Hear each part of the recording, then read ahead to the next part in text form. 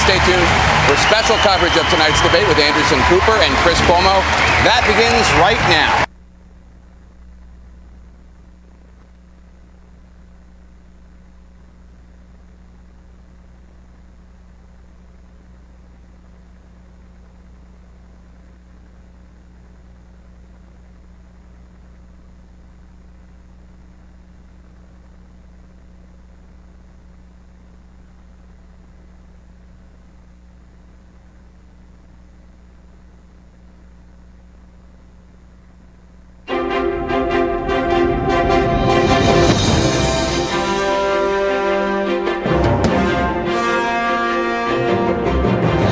The second Democratic primary debate live from Detroit, Michigan. And now here's Guillermo Moreno, Jarris Jackson, and John Machiko on the Central Valley's home for all things Campaign 2020, Talk Radio 1680, KGED. Well, it's over. The torture is finally over.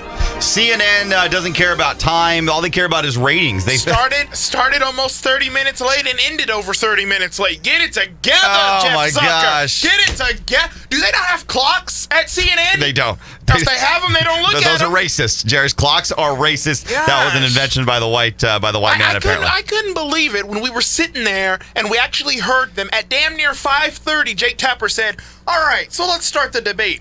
I was told we were starting at 5, and then it was like 2 minutes past when it was supposed to be over, and Don Sour Lemons goes, and the debate will continue next. Oh my gosh! Continue. We're already 30 minutes over. People got things to do. No, it was. I have a headache, Jarris. I have a headache. Here's my takeaway. All right, CNN and the DNC must have had a game plan to attack Bernie Sanders. This entire debate went straight after Bernie Sanders, and when Hugh Hewitt was on with us earlier, he said Bernie's going to win Iowa and New Hampshire.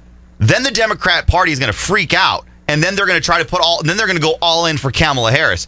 I was like, okay, yeah, I kind of see that. Tonight, my biggest takeaway is how many times did they not go straight after Bernie Sanders? The party establishment the establishment Democrats are still in charge of the Democrat Party. It was, I think, a royal attempt at taking down Bernie Sanders. The amount of bait, I mean, I don't even know if you can really call them debate, and in some instances they did do a good job.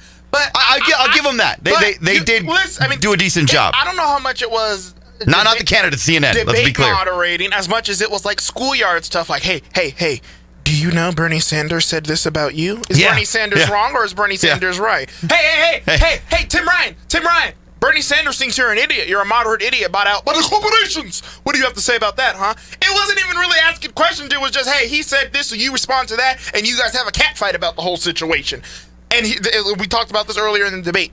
We walked into this thinking that you were going to have a dynamic where it was Bernie and Pocahontas fighting against each other for the progressive vote. No. They had to join forces, whether they knew it or not. They had to join forces because inadvertently, and not even inadvertently, openly, some forms of socialism were under attack in this debate. Yeah, they were, and it was. It was calculated. It was calculated. My eyes, this could have been a GOP debate. How they were talking trash on a lot of bedrock socialist policies, and we walked into this thinking Bernie and Warren were going to cut each other's heads off. No, they had to pick up swords and fight off all the other side because socialism was under attack on that debate stage, and those two were the biggest defenders of it, and we thought they were going to go at each other. And this goes back to what I told you. They didn't have time to go at each other. No. They were too busy trying to fend off all the knocks against socialism. Exactly. And this goes back to exactly what I told you. President Trump dictates media coverage and what they talk about. The president has been attacking socialism and communism for about a couple weeks now.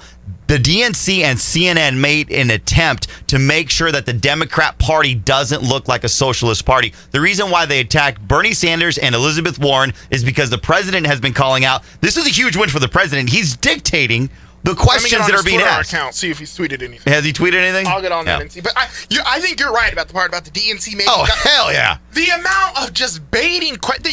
It's not even about substance. It's like, hey, so you believe this? Hey, Marianne in the corner, you think that the Democrats are doing a good job in representing people because Bernie Sanders said this? And hey, Bernie Sanders, you should know Elizabeth Warren said this. And Elizabeth Warren, you should know Bernie Sanders, are you too far left to beat the president? Hey, Bernie Sanders, how are you going to pay for that? No, this is what they did. Tim Ryan, do you think Bernie Sanders is too left to win the party? Jeez, you're just wanting a cat fight and an infight. And sometimes the Democrats do this really sly thing too. where unlike the Republicans, where in our debates we looked right at each other and said, you have small hands and you're an idiot, you don't know how to run the country. Democrats, they almost do backhanded compliments. Like, that's the type of thing. Like, I like Elizabeth Warren a lot. I think only one actual time Tim Ryan said, it was to Amy Klobuchar. I forgot what the question was about, but basically said, no, Amy Klobuchar is wrong. They never come right out and say that the person's wrong or that the person doesn't make any sense or that they're stupid. It's always this backhanded thing. Well, that's great, but I actually believe this. And some people on this stage take money from the fossil fuel companies, but I don't. They did not attack each other directly, but could you imagine if they did? You've got the CNN panel baiting and switching, trying to start fights. And could you imagine if they had went after each other too? It would have been a real circus. We're watching on CNN right now. Bernie Sanders is, I don't know where he's going. He's in a tunnel. You just looked at his face. I think he was shook. He went pink. Well, because he went red. they attacked him personally. I mean, they literally went after him. You and I were worried about hearing the same rhetoric from Bernie Sanders: the billionaires, the millionaires, everyone's rich, you're poor. It's because, but he literally had to defend a lot of his positions. That is why him and Warren, they had to go together. The two most outworded socialists on there, they had to come together. Yep. And it was funny when it was Delaney, they were debating healthcare, which they spent like 35 minutes on. Was this a debate about all the issues or just healthcare featuring other issues? It was this felt like a healthcare debate that had time to talk about a few other issues. And again, that CNN literally basically dictating what they're going to talk about, because you and I came in here, race is going to dominate. They didn't talk about race until the very end of the debate. It was all about healthcare, and that was systematic because they wanted to attack the socialists. And the hardest issue for any Democrat to defend, which is kicking millions of Americans who like their private plans off of it. That's what they focused on specifically. They didn't just let Bernie give his talking point. No, Bernie. We want to talk about the hardest part of your health ideals to defend, which is kicking millions of people who like their plans, kicking them off them plans, and giving them some crappy Venezuelan healthcare plan. And then Bernie Sanders, I just went up to Canada. I just took some fat people with diabetes up to Canada to get them some insulin. And it was way better. Way better. No, but listen to this. Healthcare took a huge chunk of time. So you remember how they were talking about we were going to have a climate change debate? This felt like a healthcare debate. It was honestly. And then the producers were like, "Hey guys, we got 10 minutes left, so if you want to talk about another issue, feel free to." That's what it felt like. No, it was. They talked about healthcare, and what I don't get is, wait a minute, you guys had a crack at this with the Affordable Care Act, Obamacare, right? You're telling me that you guys screwed it up and it's still crappy? Hey, but you know what I like? Inadvertently and sometimes directly, and even more directly for the more socialist people, if it's the Bernie or a Warren, Republicans got what we've been clamoring for damn near a decade. The Democrats, they are now okay admitting Obamacare failed. Oh, yeah, exactly. Very good point. They're like, guys, Obamacare, that was just the Oh, no, it didn't go far enough. It didn't go far enough. Inadvertently, it failed. It failed, yeah. And it's crazy that they're now able to admit that because they follow up that failure right up with, and when they say it failed, they call it the Affordable Care Act. They don't call it Obamacare and then say it failed because you can't put Obama and fail in the same sentence. Then they come back and they say, oh, well, you know what, now it failed. But guess what? We got to go even farther. Now, full Medicare for all. And I have to say, honestly, I'm surprised with the divisions in the party.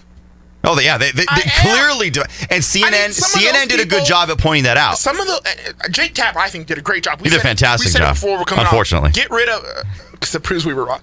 Get rid of Shepard Smith at Fox at noon, who sucks, and replace it with Tapper. Jake Tapper did a pretty damn good job. Let's be honest, holding their feet to the fire. And he shut them up. And you know what else I love that they allowed is they allowed for a lot of back and forth because we were watching. There were even some people that were watching it with us. Are like, man, how many times do they get to respond to each other? Yeah. I actually like that. I mean, this debate, but short of a Lincoln Douglas style debate, which no time limit, no moderator, which I love a Lincoln Douglas style debate. I like that format. I mean, give the devil their due. We were complaining before this started. They're not going to do down the line questions. Yep. They're not going to do all these things. CNN is softballs. CNN's trying to help them. If that was CNN trying to help them, I think one thing is clear. When NBC did the debate, that was a network trying to help them, trying to help the entire party as a whole. The party was really going after, and the network going after Sanders this time. Everything directed towards him. It was, yeah. And they didn't really ask Sanders, they didn't really ask him policy position. Whenever it was Sanders, or whenever they asked someone else about Sanders, it was just, hey, Sanders believes this. He's going to cost the Democrats in 2020. What do you feel about this? Yeah. So then you come out, you say you think he's going to cost them, and then boom, you got a back and forth between them. And then when the back and forth started, they did little to curtail it. I mean, Jake Tapper and Don Lemons, they were just cool with the back and forth, back and forth, back and forth. They weren't really interested in restraining them at all. Yeah, no, I liked. Without a doubt. So what did you see from these candidates as far as health care? Obviously, like you said, the Affordable Care Act obviously is a failure. They literally they don't know how to handle it. They don't know what the best approach is. You got people calling each other out. We're gonna in the next segment, we're gonna play for you video of what we thought was the best answer. And the reality is, you're gonna bankrupt the healthcare system. The Medicare reimbursement rates. You know, who was it? Tim Delaney said you're gonna close down the hospitals. Give me a break. Come on. It's not workable. So we found that out about healthcare. And immigration, we found out, hey, you know what got me on the whole immigration topic, Jairus? Did you notice how they all sprinkled in, oh, man, we got to stop putting the kids in cages. We got to decriminalize coming across here illegally, and we have to have border safety. And then we have to make sure the kids are I noticed everybody said we have to have border safety or border security. Hey, that's straight from Tom Perez, bro. They quickly said it and then pivoted. Trump is a racist. Trump is putting kids in cages and border security. And did you notice that? They sprinkled in border security. Nobody went into depth on border security. No one sounded as crazy in this debate as they did in the last one when it comes to immigration. Nope, exactly. And then after immigration, they talked about guns. They spent this much time on guns. Very little. I mean, it was in and out. Yeah. It was in and out. It was the healthcare debate. It's what it felt like. It was the healthcare debate, Which is funny because at this exact moment, I mean, you had the Garlic Festival shooting, you've got the race. Healthcare is not like a pulsing issue right now. Why CNN devoted the majority of the debate to that? I have no idea. Because that's Bernie Sanders, literally his cornerstone of his campaign is healthcare. And that's why they had a systematic takedown. CNN did their research. They knew which candidates to pit against each other, which was all of them against Bernie Sanders. It's an establishment. The DNC, we thought, was going to be fair this time around. They're 2016 Bernie Sanders. They're literally trying to... I saw that on the 2016, and you came up with a new term. They're 2016-ing him. They're 2016 Bernie Sanders. And they are. Yeah, they don't want him there. You know, and that's why I think Bernie Sanders probably... he's a little flustered because he's probably like, man, I don't know if you guys are going to attack me this way. And I'm telling you, maybe the president's theory on... or his... I think he's done a great job in calling out socialism and putting the feet to the fire to the Democrats, and because they're picking it up, they're doing exactly what he's urging them to do. Exactly. Do you want to take a communist bastard himself? Oh gosh, no! I've heard enough. You don't want to hear enough on the Bernie? Nope, I've heard enough of them. I'll tell you what, we're gonna blow through our brakes. Forget it. You know, we can't blow. No, we're blowing through our brakes. No, we're blowing through our brakes. So we're blowing through our brakes. So let's get to. This was while we're talking about healthcare. I want to get this up for you here on healthcare because, like I'm telling you, it was 35 minutes of the entire debate. I think that's this is when I think it was Tom Delaney basically said, "Hey, you're going to bankrupt the United States with healthcare." Here we go. For success for us, it's bad policy and it's certainly bad politics. Congressman Delaney. So the bill that Senator Sanders drafted, by definition, will lower quality in health care because it says specifically that the rates will be the same as current Medicare rates. And the data is clear. Medicare does not cover the cost of health care. It covers 80% of the cost of health care in this country. And private insurance covers 120%. So if you start underpaying all the health care providers, you're going to create a two-tier market where wealthy people buy their health care with cash, and the people who are forced, like my dad, the union electrician, will have that health care plan taken away from him. Thank you, Congressman. They will be forced into an underfunded system. I want to give Senator Sanders a chance to respond. Under Medicare for All, the hospitals will save substantial sums of money because they're not going to be spending a fortune doing billing and the other bureaucratic things that they have to do today. Second of all, listen to this part. Maybe you did that and made money off of health care, but our job is to run a nonprofit health care system. Furthermore, when we save $500 billion a year by ending all of the incredible complexities that are driving every American crazy trying to deal with the health insurance company, Thank you, hospitals Senator. will be better Congressman off Delaney, than I they want are to let you today. have a chance to respond. Listen, his math is wrong. That's all I'm saying. That his math is wrong. It's been well documented that if all the bills were paid at Medicare rate, which is specifically, I think it's in Section 1200 of their bill, then many hospitals in this country would close. I've been going around rural America, and I ask rural hospital administrators one question. If all your bills were paid at the Medicare rate last year, what would happen? And they all look at me and say, we would close. But the question is, why do we have to be so extreme? And that's the truth. Because listen, you can't reimburse the hospitals and doctors, everything at the Medicare rate, and still have hospitals and thriving and the thriving Medicare system. It doesn't work. He called out, hey, dude, your math is off. We're not going to have hospitals. And I just want you to know, I wrote the damn bill. I'm the one who wrote the damn bill, so don't you tell me nothing. He did have that moment with Tim Ryan. By the way, guys, do you know that little goofy Delaney is worth almost $70 million? $70 million. Did you see Elizabeth? Did you see respect? That goofy guy that we just watched, who has zero traction, is worth almost $70 million. Did you see when they started talking about, hey, you're worth $65 million. You want to pay more taxes? Did you see Elizabeth Warren's grin was like, yes, let's talk about how rich this guy has become. Because don't talk about how rich I am. Yeah, she's a millionaire too. Yeah. Don't talk about how rich I am. Listen, here's the reality, folks. The Democrats want to penalize success. That's what we found out. They want to penalize success, and they think that's what was confirmed. We knew that. That's what was confirmed. Yeah, no, but through the healthcare debate and through immigration and through racism, which we're going to get to as well. Now, I gotta say, it's funny because you heard a lot, especially, again, this was the healthcare debate. All they wanted to talk about was healthcare.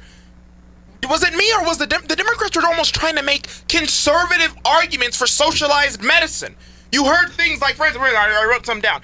They tried to make conservative arguments. Medicare, it's going to save money. It's going to have less red tape. It's going to have less paperwork, less bureaucracy. Bro, those are our talking points. What are you talking about? Even Bernie Sanders, a lot of them tried to make like a conservative argument that listen, you're not gonna have to fill out as much paperwork. You're not gonna have to do all of this. It's gonna save you money. The Trump effect. They were trying to make conservative arguments for it. It's the Trump effect. Let's just be honest. It's the Trump effect. They realize that middle America, which they need to win the White House, is not as socialist and far left as they think. It's literally President Trump dictating what they're talking about. That's why they had so many of the Republican talking points. Is that why they kept saying, let's not use the Republican talking points? Let's not use the Republican.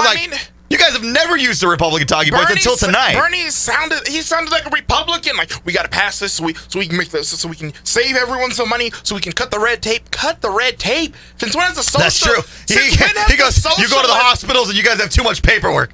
What do you mean? That's the entire government. You're anti. Listen, he was so dazed. He started saying, "Yeah, you guys are right. There's too much damn paperwork in the government." Guys, think about Trump was so masterful. He got Bernie Sanders to argue against red tape. He got Bernie Sanders and socialists to argue against bureaucracy. It was great. Think about that one. Yeah, and then and this was also big too. How much before we die? Is it 10 years or 12 years? I've heard 10. I've heard 12. I'm sure next week it'll be like 5. I'm sure next week it'll be next week. Like, hey, we only have next week. It's been here in Fresno. It probably is next week. Okay, don't give him any ideas. Here's Beto O'Rourke. Let me pull him up. Beto O'Rourke, what do you think about his performance tonight? Yeah, he might as well drop. He didn't do anything to save himself. He was just horrible. I'm telling you, you want to know who had one of the good, in my opinion? Who? The high Jew, Marianne Williamson. She is now, let me tell you something. She is at a bottom contender for VP now. Remember, because we made a list. Tim Ryan's on the potential VP list. Pete Buttigieg, he's as far ahead the VP list as Joe Biden is for the president list. Marianne Williamson, she's a low player, but she is still a player for vice president. I could see someone, especially if they're more moderate, picking Marianne Williamson. Let me see if I got an email from Marianne, because I'm on her email list. Well, yeah, they always blow us up afterwards. All the I haven't got an email from you. So listen, here's Beto O'Rourke talking about climate change, and I love the climate change questions because they're just like, oh, we're gonna die tomorrow. Scientists on this, and they're very clear. We don't have more than 10 years to get this right, and we won't meet that challenge with half steps or half measures or only half the country. We've got to bring everyone in. The people of Detroit and those that I listened to in Flint last week, they want the challenge. They want those jobs. They want to create the future for this country. They want the challenge. This is stupid. You're telling me the people in Detroit and the people in the automotive, well, it used to be the automotive capital in the world, want the challenge of the Green New Deal. So basically, let's go ahead and kill the car and I'll hop on a train. There are no trains that would be high speed that would even go to Michigan. It's stupidity. You're telling me the automobile community is telling you, yeah, let's kill the car and let's all hop on trains on the Green New Deal. We want that challenge. This guy always like, it's 10 years now. It's 10 years. I got another story for you. Okay. Do you know that Subway... Are you going to talk to me about little Louie? No. That you talked to on the side of the street while coming in? Are you going to tell me about Big John that you met at the gas station? I don't know if you know this, but going along with this story, Subway is currently working to outlaw sandwiches. So yeah. That also works. Me and Ed's Pizza, they're currently working to have prohibition on pizza. Makes about as much sense as an automobile company working to get rid of automobiles. But I think, you know who... Hey, you want to know what wasn't much of a backdrop, and it probably because race wasn't nearly as much of a backdrop? Detroit. Detroit wasn't nearly as much of a feature as I thought it was going to be in this debate. As much as race is... Okay, so okay, back to climate change. Here's what I think really took the cake was Elizabeth Warren's climate change plan. Do you remember her point? Here we go. Here's Elizabeth Warren's climate change plan, folks. Co-sponsor of the Green New Deal. Your response to Congressman Delaney. So climate crisis is the existential crisis for our world. It puts every living thing on this planet at risk.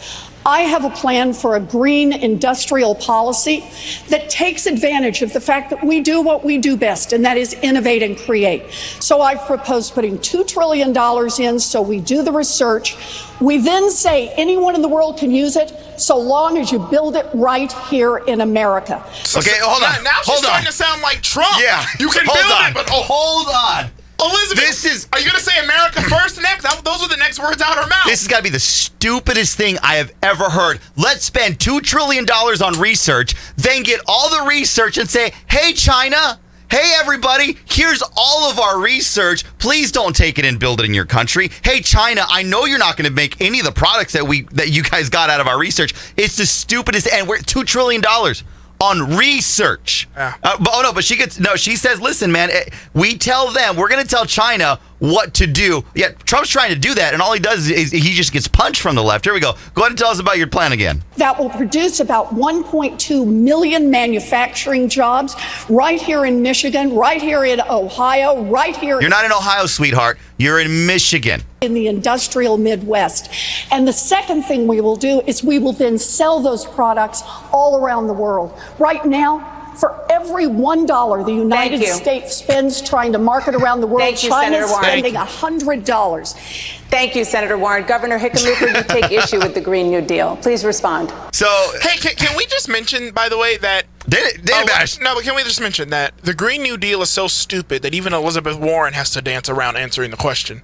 For sure. Elizabeth freaking Warren can't even come right out and say, absolutely, we're implementing the Green. Even she has to dance around. That's how liberal it is. That's how communistic it is. Yeah. Elizabeth Warren has to dance around supporting it. You know what I hate about these debates, though, and I think we're gonna get tired after the next one. Besides the fact that they can't keep on a time schedule, CNN. That is the same issues. I mean, it's going to be gymnastics. How many times are you going to say the same damn thing in every single debate? How many times can you answer that you just want to give away free shiznit? Yeah. How many times can you say that? A lot, Jairus, a lot. Well, I'll tell you what, racism Not also... as big of a factor as you thought it was going to be. I was wrong. But I'll tell you what, did you notice how racism, they started baiting people? That's all they did was bait the entire... By the way, Trump is racist. How are you going to stop that? All they did was bait the entire debate, dog. Oh my gosh! All right, so here's one of our favorite takeaways from our favorite clips from the racist portion of the debate. Last week, the FBI Director Christopher Wray said that the majority of domestic terrorism cases this year have been motivated by white supremacy. In fact, the alleged shooter in this weekend's attack in Gilroy, California, referenced a well-known white supremacist book on social media. How are you going to combat the rise of white supremacy? Hey. How are you going to combat the rise of white supremacy? Because it's an existential threat. You got to be scared of all those white guys, Guillermo. Those white guys are dangerous. All right. So Elizabeth Warren, please tell us. We need to call out white supremacy for what it is. Oh, because they haven't done that yet, Jairus. Nobody in the left. The House, nobody has called out white. The House has never passed a resolution denouncing racism, Guillermo. They've never done it, bro. Never. Domestic terrorism, and it poses a threat to the United States of America. We live in a country now where the president is advancing environmental racism, Hold on, stop right there. Stop. That's, Guillermo, we got a new term, environmental racism. That's when it rains and it's always cloudy in the hood. That's environmental racism. It happens in all the Detroit time. and Baltimore, they never have sunlight. That's the sun literally being racist against minority communities. That's environmental racism. Guillermo, it happens all the time. I leave beautiful Clovis and it's sunny and 75. I get here to downtown where the studio is, and it's just raining cats and meth. It's crazy. It happens. Oh, you thought I was going to say dogs? No, it's just it rains cats and meth as soon as I get by the station. It is terrible. This is a new term they've come up with. No, I've heard it before. Which, by the way, can I just environmental racism? So environmental racism. Does that inadvertently mean she's calling God racist? Ooh. Whoa. That's deep. Pocahontas. That's deep. Are you calling the good Lord? Are you calling him racist? That's deep. All right. What other? Let's go. Let's rewind this a little bit. And there's some other racism and injustices coming up. Economic racism, criminal justice. Economic racism. So, do you look at your dollar bills and they just run away from you, Jairus? You want to know what's hilarious? My money does run, but you want to know what's it's hilarious? not racism. It runs to coffee shops. You know what's hilarious? You want to know what's hilarious? Your money's. Let me tell you something. You could, if I had $300 bills right here, 3 yardsticks, you told me, hey, a former KKK member had those right before you got them. I'd look right at you, put them in my pocket, and leave. I don't give a damn. Charles Manson could have had these $100 bills. Manson could have had one. Jeffrey Dahmer could have had the other one. Whoever it is, come up with another murderer. They could have had all three of them. I'd still Marcus put them. Wesson. Marcus Wesson could have had the third one. I would have put them all in my pocket, walked out of there, and not gave a damn about who had that $100 bill before I got it. Healthcare racism. Healthcare racism. Those damn doctors. Those doctors are racist. You know those white lab coats are just modified KKK refs.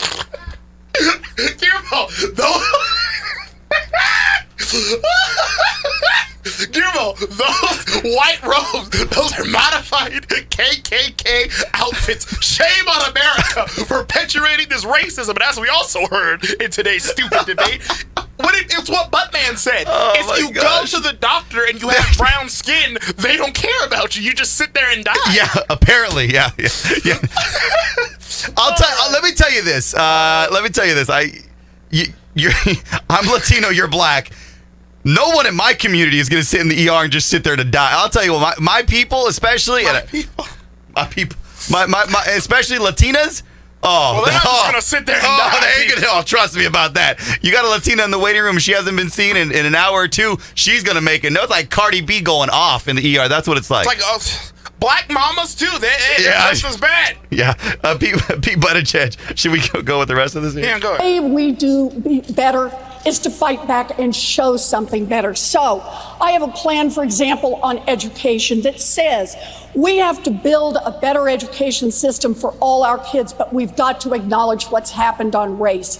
So my plan has universal tuition-free college for all of our kids, but also increases the Pell Grants and levels the playing field by putting $50 billion into historically black colleges and universities. So $50 billion. So we have to give, and let's be honest. How many historically black colleges are there? There should be zero. So we have to give these racist colleges. You let someone come out and propose, hey, we want a whites-only college. They'll do what the black colleges do. Well, we'll let a few Mexicans in. We'll let a few blacks in so we don't look totally like George Wallace, Alabama racist. But all in all, this school's for white kids. They're racist. They should be abolished. Oh my God. First of all, they shouldn't get any money. If you are any school, whether it's white, Mexican, Korean, whatever it is. Yeah. If any school prioritizes the color of their skin, and at this school we want to have this number, you shouldn't get any federal funding. Well, didn't Harvard get busted recently because I think they were not admitting as many Asians, apparently. Remember that? Yeah. All right, so here was I didn't know Asians had a hard time getting into Harvard, but I guess so. So here's another race baiting question. Pretty much CNN calling conservatives racist, calling everybody racist. Here's another race baiting question. Wait, from who? From the white guy? I don't think this is. I think I don't know if this is from Pete Buttigieg, but we got so much audio and video. Here we go. Neighborhoods to build black wealth in home ownership. Thank you, Mayor. To supporting entrepreneurship for black. Thank you very much, Senator Klobuchar. Here we go. Yeah. What do you say to those Trump voters who prioritize the economy over the president's bigotry? You know what that's why. And I love that too, Don. So there's no question he's a bigot. I love that. I love that Don Lemon does it. The president's bigotry. I still want to have a conversation on if he's actually a bigot because he's not. But Don Lemon's already made that decision for me. Yeah, but you know what he's doing here, right? He's pretty much saying, look, guys, I don't care if the economy's working good for you. I don't care if you're doing well and you're doing well in your life right now. don't listen. If you see racism, you better call it out. It doesn't matter how well you're doing because race is the only topic. You pretty much, I mean, that's you can't get any more. That's a leading question. Well, first of all, there are people that voted for Donald Trump before that aren't racist. They just wanted a better shake in the economy. And so I would appeal to them. But I don't think... I can't believe we're hearing that. She's acknowledging that people that voted for President Trump are not racist. Yeah. Do you think Bernie would do that? Oh. Or Elizabeth Warren would do that? No. Anyone can justify what this president is doing. Little kids literally woke up this weekend, turned on the TV, and saw their president calling their city, the town of Baltimore, nothing more than a home for rats. And I can tell you, as your president... Yeah, because they didn't realize that until the president said it. Guillermo, they thought they were living in Mar-a-Lago. Or as someone during the debate called it, Mar-a-Lago. Mar-a-Lago, yeah. Which instantly sounds way tacky, but yeah, they thought they were living at Mar-a-Lago, Guillermo, and then, they just magically started seeing these rats and stuff. Trump's like a wizard. He just said rats, and then the whole district just had rats everywhere. They just popped up out of nowhere. Trump was like, let there be rats! And now the district's full of rats. All right, so here's Marianne Williamson, because reparations, you can't talk about slavery, you can't talk about race without reparations. Here's Marianne Williamson. Speaking of reparations, Miss Williamson, many of your opponents support a commission to study the issue of reparations for slavery. But you are calling for up to $500 billion in financial assistance. Let me tell you something. What makes you qualified to determine how much is owed in reparations? Well, first of all, it's not $500 billion in financial assistance. It's $500 billion, $200 to $500 billion, payment of a debt that is owed. That is what reparations is. We need some... Can a debt be owed if you work? Wait, Guillermo, you're the smart one here. Don't you have to, how's a debt? You didn't do anything. How's something owed to you? It's like, it's like sin. You all got it. you know what I mean? You all got it. Well, that's basically what this is. How many issues, you realize how many times they said billion? Like, a billion. A billion. Yeah, you know what? We got to put $1 billion over here into healthcare. Yeah, $1 billion over here into reparations. $1 billion over here into free college. $1 billion over here. Dude, where do they think the money? They literally think it was they don't care. Look, here's the problem. No, Jairus. I know what you're about to say, but for crying out loud, Trump's about to sign that disastrous budget. So you got a point. All right. Let's go back to Marianne Williamson. We have to take that L. The debt that's owed. Keep truth-telling when it comes. We don't need another commission to look at evidence. I appreciate what Congressman O'Rourke has said. It is time for us to simply realize that this country will not heal. All that a country is a collection of people. What? Did you hear that? Did you catch that? Yeah. All that a country is a collection of people. You got that, right? Yeah. All right. When there's some deep truth-telling. We need to recognize that when it comes to the economic gap between blacks and whites in America, it does come from a great injustice that has never been dealt with. That great injustice has had to do with the fact that there was 250 years of slavery, followed by another 100 years of domestic terrorism. What makes me qualified to say... Hold on. Let's go back. So she's going pretty far back. Is she going to make other countries as well pay reparations? Because did you also notice that her and Elizabeth Warren seem to be okay with telling other countries, you guys better freaking do this or else you guys are cut. Yeah. Doesn't that sound a lot like what... Sounds a lot like Trump. And in fact, when they were talking about tariffs, they were falling over themselves not to agree with what the president's doing when it comes to tariffs. It was hilarious. They're like, okay, so I don't like what President Trump's doing, but I would actually keep doing the exact same thing. Exactly. And I like Elizabeth Warren. She was going to make China do something. Like, okay, sister, that ain't going to happen. $200 to $500 billion. I'll tell you what makes me qualified. If you did the math of the 40 acres and a mule, given that there was 4 to 5 million slaves at the end of the Civil War, there were 4 to 5, and they were all promised 40 acres and a mule for every family of 4. If you did the math today, it would be trillions of dollars. And I believe that anything less than $100 billion is an insult. And I believe that $200 to $500 billion is politically feasible today because so many Americans realize there is an injustice that continues to form a toxicity underneath the surface, an emotional turbulence that only reparations. Thank you very much. Senator Sanders. I'll tell you. Man, she is on the VP. She's in contention for VP. Well, I will tell you this: the black community is definitely going to rate her higher than Pete Buttigieg. I mean, let's just be honest with you. I mean, well, come on. I mean, the brothers in the black community, they're always down for a white girl. What? Yeah, no.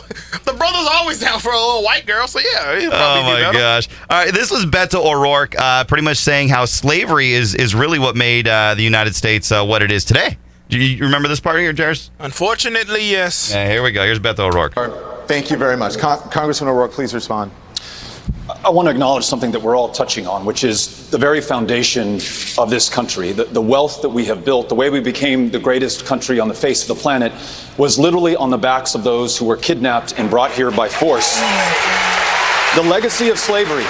He said foundation, wealth. And listen, foundation and wealth. I don't want to talk. First of all, the reason I don't want to talk about foundation is wealth. I don't want to hear it from some guy who knocked up and married some ugly chick. That's his foundation of wealth. Okay, so don't talk to me about why America's so bad because we did this and because we did that. The only reason that he's not living on a street corner is because he knocked up some ugly chick whose daddy's a billionaire. So don't talk to me about wealth and what we're built off of. He doesn't know the first thing about it.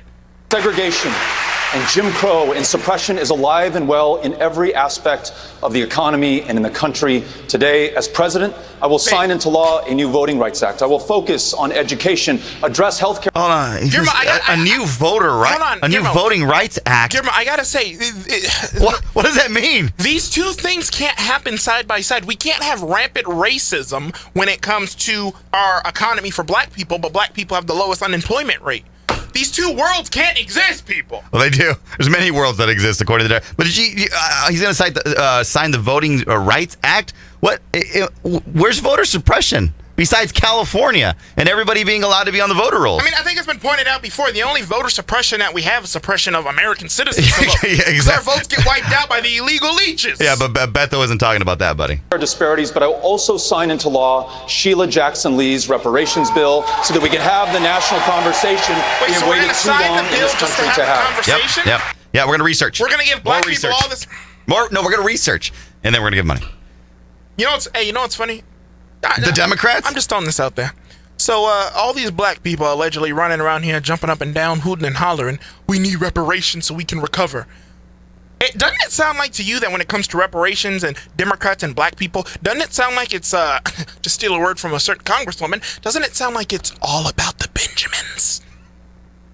I'm just saying. I mean, and I've always said, if you're black and you think the government throwing you a few $100s is make up for slavery, then you really don't feel that bad about it. It's really not affecting you. If a few $100s is going to cover up for the evils of slavery, you're not even serious about it in the first place. It looks like to me, to steal a word from a congresswoman who sleeps with her brother, seems like to me it's all about the Benjamins. With these black Democrats, Guillermo, all about the Benjamins, baby. I will tell you this, though, on the topic of race, I'm a little surprised at how little time they spent on it. It got maybe, 12 minutes? And that proves what we're saying. Healthcare is not a hot-button issue right now. It's not. Racist. But they spent the majority of the debate on it. Why? Because they think that's Bernie's weakest point. Yep, and they want to take him down. And that's where the biggest difference is. I mean, you saw they didn't do down-the-line questions. But nope. And Pete Buttigieg was happy about that. You saw there was little agreement on the fact that we should take away people's private insurance. I mean, Delaney came out against it, Hickenlooper came out against it, Bullock came out against it, Ryan came out against it. There was little agreement that we should take away people's private insurance in a Medicare for all plan. So trust me, it's no surprise they spent the majority of the debate focusing on the issue that had the most division between everyone else and Bernie Sanders and Elizabeth Warren on the stage. Not a coincidence whatsoever. Exactly. I'm going to do a quick rundown here. Bernie Sanders came out firing with stats, basically talking about 87 million people are uninsured, 500,000 are sleeping out on the street. He attacks Amazon. Hey, can we get some stats for the, I just want to know the city and state leadership of all those people who are living out on the streets. You better not talk about Baltimore because you'll be seen as a racist.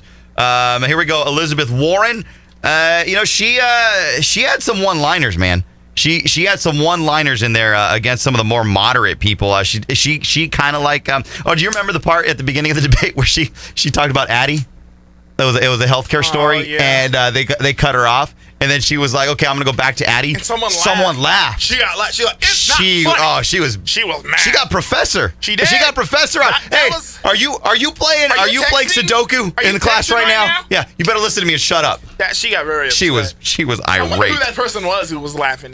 I don't know, but they're not going to be invited till tomorrow night's debate. Exactly. They might as well go back, pack up their stuff, and go home. One of the parts that Jake Tapper and CNN's crew were pretty adamant about, and that was going after whether these guys and gals on the stage would decriminalize illegal border crossings. Would you make it? What would you make it? Decriminalize it so everyone can come over. Or just make it a misdemeanor? A lot of them had trouble answering that the second time around. They were not, and I don't know if this was the DNC talking, or I don't know if this was just internal meetings that they've had. The openness and the lunging towards decriminalizing border crossing was not nearly as pungent as it was in the first debate. You know what, Jairus? I'm seeing a trend here. There must be an internal DNC poll that literally surveyed all these issues. These candidates were very different in their approach and their tactic and even in their speech. They must know something about middle America or where this election is going to be won, and they all realize it, that hell, it ain't going to be being progressive socialist left. And the only two people that only two idiots that haven't gotten the memo, Warren and Sanders. The 12-year-old looking boy, Elizabeth Warren, and the 1,000-year-old guy, Bernie Sanders. They're the only two idiots that haven't gotten the memo. Tim Ryan and John Hickenlooper, they're looking at him like, hey, dummies. Yeah. Did you not get the memo from Tom Perez? You didn't get the email, huh? Yeah. But no, I'll tell you what, though. The moderates there was a couple times when you and me were like, oh, shoot. That was a good comeback. Remember Bernie Sanders? I wrote the damn bill. I know what's in my bill. I wrote the damn bill. Yeah. He gotta, who told him, hey, Bernie, you don't have to yell? That was Tim Ryan. That was Tim Ryan. Bernie, you don't have to yell. Yeah, dude, just relax, man. Hey, but it's funny because Tim Ryan wasn't trying to dig at him. Tim Ryan was being serious. Like, dude, calm down. Just calm down, bro. Exactly. Yeah. No, but that was a takeaway from that. Some more of my notes here. I got like 30 pages of notes. Climate crisis, sell the Green New Deal all around the world. Beto O'Rourke, I think his candidacy is done, man. I think it's done. He did not. Why does this guy got to come up about it? He's on the list. I'm telling you, he is on the list. He's a VP? He's on the list. Tim Ryan's on the list, and Marianne Williamson tonight just got added to the list. You want to know what's funny? Because none of these people have a chance. There are people that are debating tomorrow night that are going to start looking at Marianne Williamson for VP. Because those are the people who really matter. With the exception of Bernie and Warren. Those are the people that really matter. Yeah. So every time Beto O'Rourke spoke, he had to bring in a story. I talked to someone in El Paso, and they told me, Jairus, those stories don't work, man. It just screams of politics of 20 years ago. It does. And you want to know who put the nail in the coffin of telling a story that no one gives a damn about? Trump. Yeah, he did. He's the one who put the nail in that coffin. And it doesn't matter how right or how left you are. Collectively as Americans, we don't care about the sob stories. Listen. Everyone's got struggles. Everyone knows what pain is. You don't have to reveal this to us. We've all had hard moments. We've all had struggling times for crying out loud somehow, some way. We survived the Barack Hussein Obama administration. We've all had rough times. We don't need these stories. We want realism like the billionaire gives us. Exactly. One of the main questions, remember when they were talking about healthcare, was, hey, your Medicare for all, or your pretty much your universal healthcare, who's going to pay for that? Is the middle class going to pay for that? They were on that question for about... Tapper went straight out and just said, hey, are you going to raise taxes on the middle class? Yes or no? Yeah, and how many of the progressive liberal candidates had such a hard time answering that question? Because they know they got to raise taxes on the middle class. Bernie's the only one who's a little bit honest, because Bernie's thing is, yes, but you'll pay more out of pocket for health care. Yeah. So his answer is your taxes are, which is just an oxymoron, but still, your taxes are going to go up, but you'll pay less for health care. Exactly. So Bernie, what if you're the vast majority of Americans who they never get sick, they never just randomly break an arm? Like, you have to think about when Bernie says, oh, don't worry. He's going to pick you up and take you to Canada. Those fat people to get the info. He's going to pick you up and take you to Canada. What I'm saying is, what if you never get injured? Then the fact that you pay less in healthcare is meaningless. All you need to hear is your taxes go up.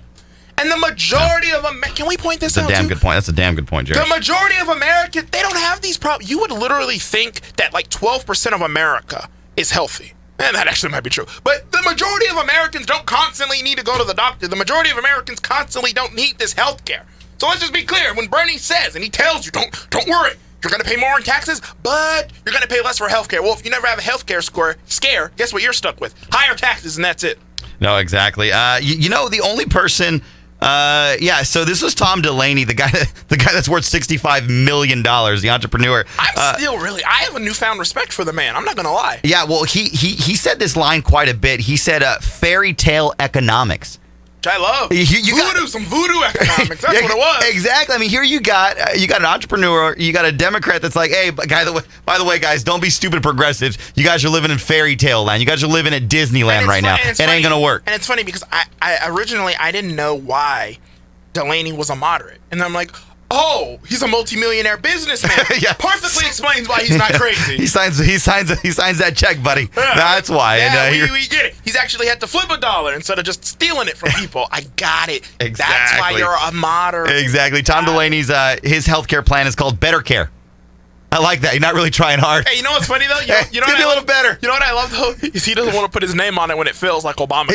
He does it. Yeah. Hey, when this Titanic sinks, you ain't gonna have Fox News. You're not gonna be able to say my name 1,000 times. Listen, I just told you it was better. All right, I tell you. Sir, this is not great care. I never said it was going to be great care. I said it was going to be just better care. care.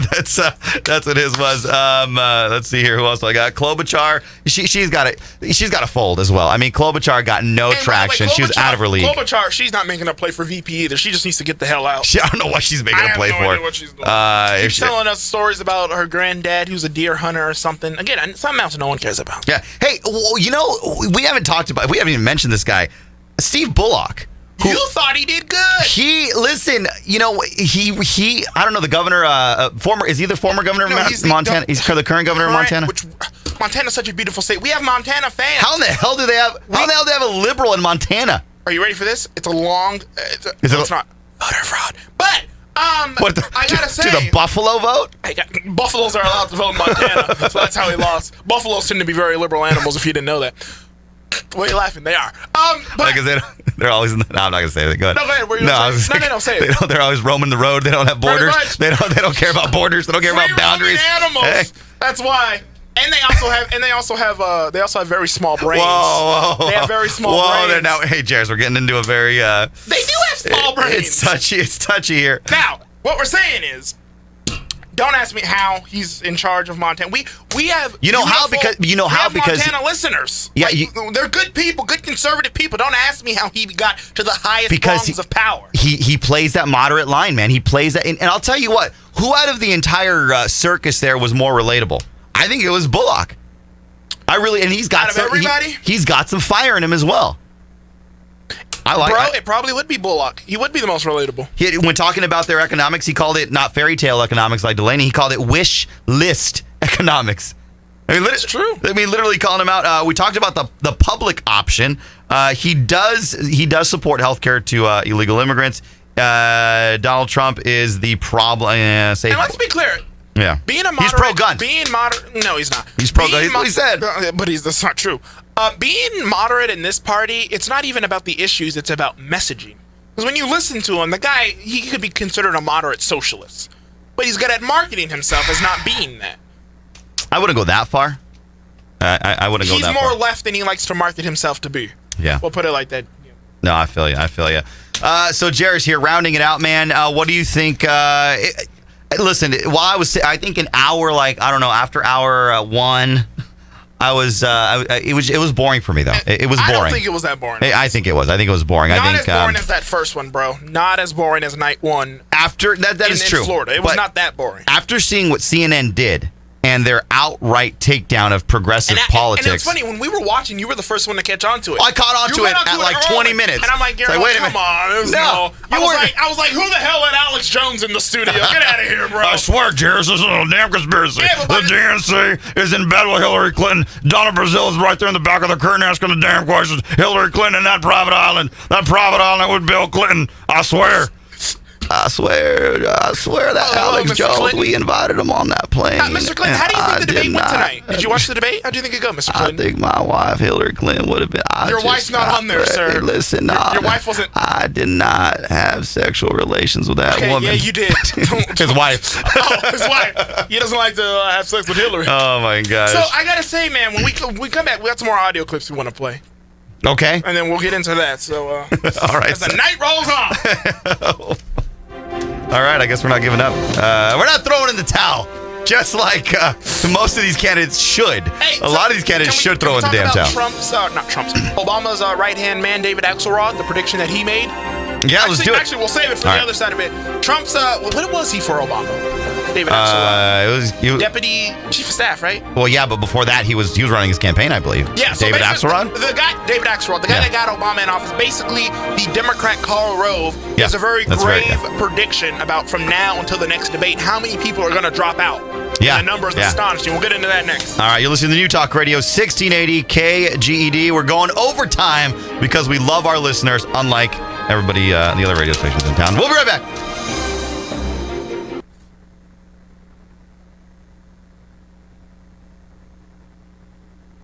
All right, folks, we appreciate you guys tuning in. We got to get to some of our comments here. Anything? Wait, hold on. Let's get that.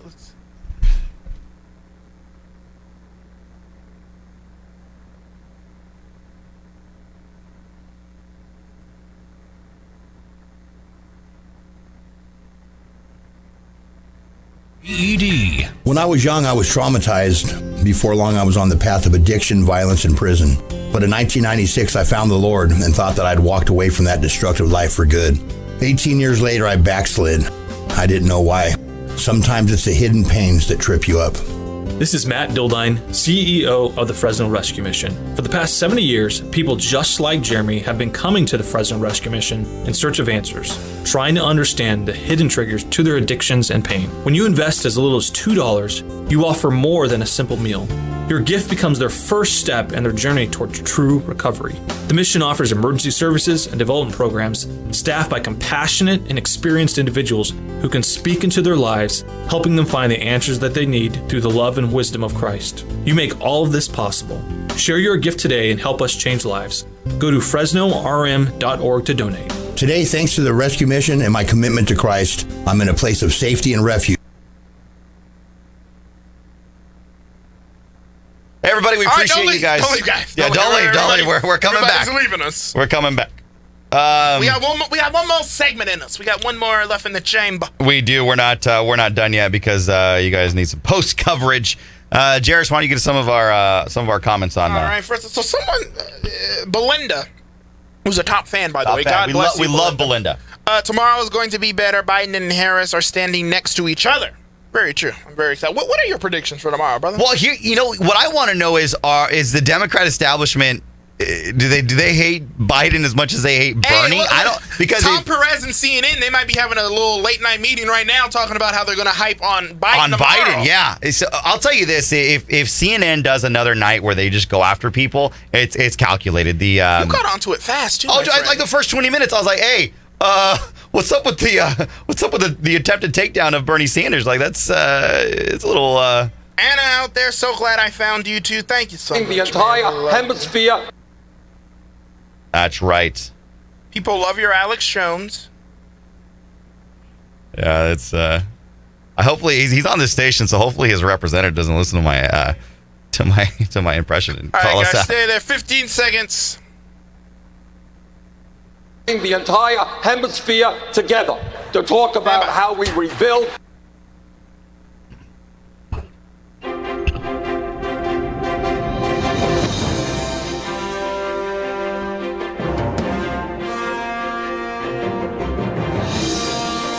The Central Valley's home for all things Campaign 2020. Talk Radio 1680 KGED. And now, Guillermo Moreno, Jairus Jackson, and John Machiko.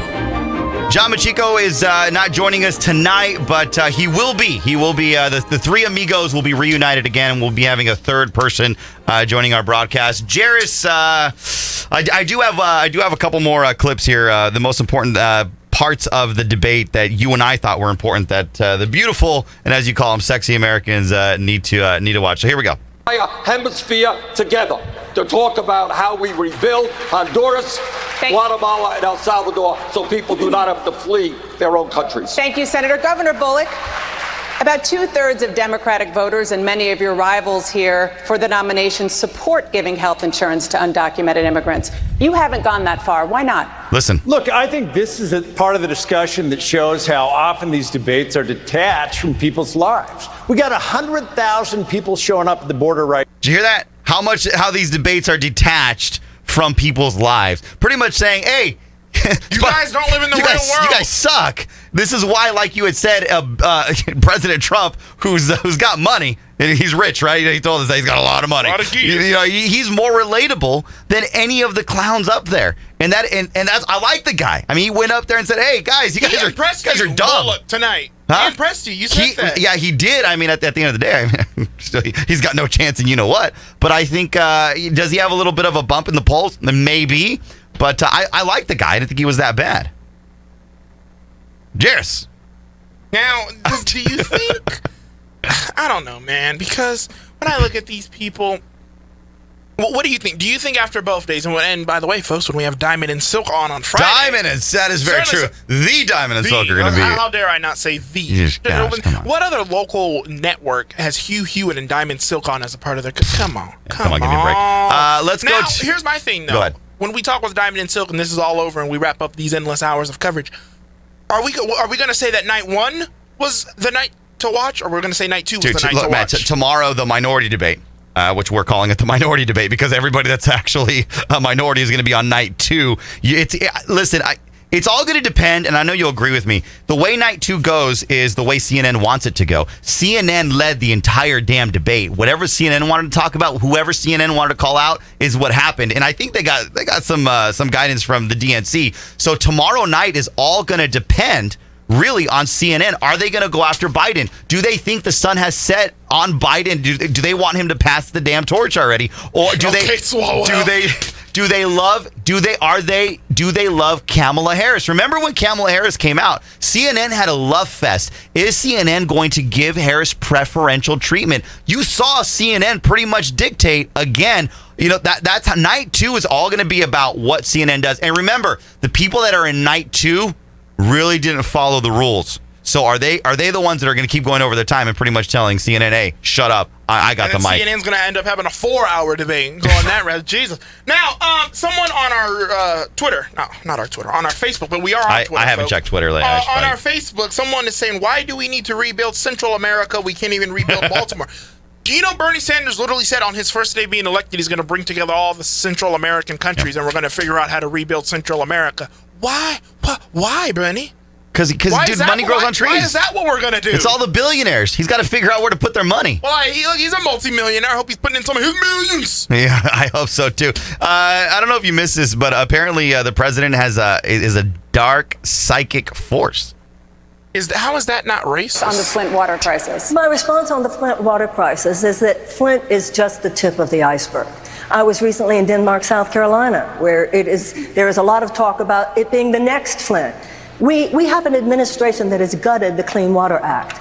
We have communities, particularly communities of color and disadvantaged communities all over this country, who are suffering from environmental injustice. There we go again. The environmental injustice. It was mentioned twice. Environmental injustice. I assure you, I lived in Grosse Pointe. What happened in Flint would not have happened in Grosse Pointe. This is part of the dark underbelly of American society. The racism, the bigotry, and the entire conversation that we're having here tonight, if you think any of this wonkiness is going to deal with this dark psychic force of the collectivized hatred that this president is bringing up in this country, then I'm afraid that the Democrats are going to see some very dark days. We need to say it like it is. It's bigger than Flint. It's all over this country. It's particularly people of color. It's particularly people who do not have the money to fight back. And if the Democrats don't start saying it, then why would those people feel that they're there for us? And if those people don't feel it, they won't vote for us, and Donald Trump will win. Thank you very much, Ms. Williamson. I'll tell you, that might have been the loudest applause the whole night. And breaking news, segregationist Joe Biden has picked Marianne Williamson to be his vice presidential nominee. Sorry, we were foreshadowing a few months down the road there. For a year down the road there. She's on the map. Guillermo, dude, she is on the map for VP, man. Wait until Oprah comes out and does a press conference endorsing her. Boom. Straight to the top. Nah. Ish. Nah. But, dude, how in the heck is she even on stage? She's in contention, man, I'm telling you. Oh, my gosh. Anyhow. There all right. are so many earthy liberals who loved what they heard. And they of course. That of course. All right, let's, William on our Facebook saying pretty plainly, she's a weird one. She is. I mean, she's that old lady. She's that old lady at the coffee shop. Again, she's always on edibles. The edible queen, the high juju. All right, Gilbert, get in the rundown for tomorrow night before we get the hell out of here. All right, well, I don't have the paper in front of me, It's right but here, I can.